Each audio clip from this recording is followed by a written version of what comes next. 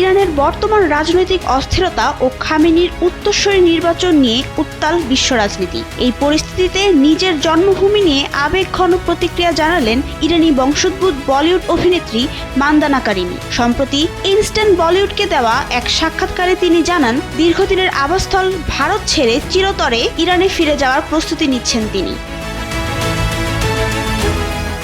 মান্দানা বিশ্বাস করেন, ইরানের বর্তমান শাসন ব্যবস্থার পতনের সময় এসেছে। তিনি বলেন, আমি এমন এক মুক্ত ইরানের স্বপ্ন দেখি যেখানে নারীরা নিজের পছন্দ মতো পোশাক পরতে পারবে এবং স্বাধীনভাবে বাঁচতে পারবে। যেদিন এই শাসন ব্যবস্থার অবসান ঘটবে সেই মুহূর্তেই আমি দেশে ফিরব। আমার ব্যাগ গোছানোই আছে।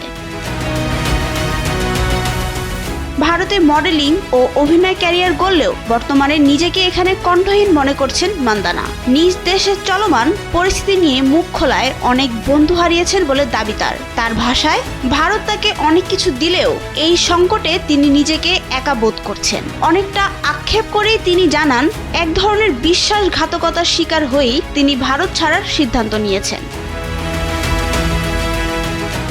বিগ বস খ্যাত অভিনেত্রীর প্রত্যাশা, নতুন ইরান যেন কোনো হুমকি না হয়ে বরং এ অঞ্চলের নির্মাতা হিসেবে আবির্ভূত হয়। নাবিলা রহিম, সময়ের আলো।